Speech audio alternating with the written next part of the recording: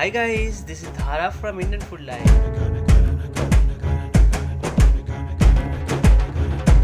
और आज हम आए हैं मुंबई के पवई लेक में।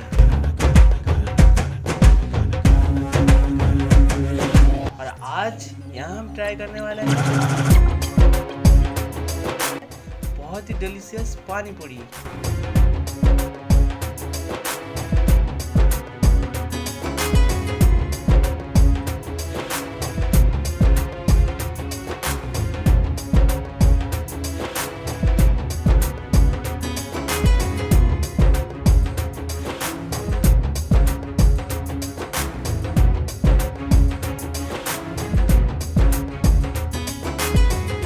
इनका पानी पूरी का जो स्वीट चटनी है वो खजूर से बनता है।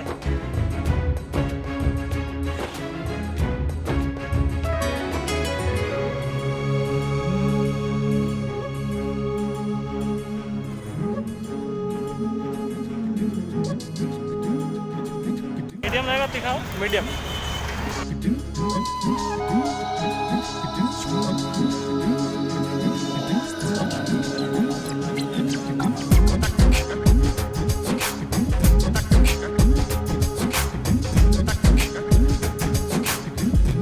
और इनका पानी पूरी 20 रुपीज में 6 पीसेज आता है। ले भाई सुपर।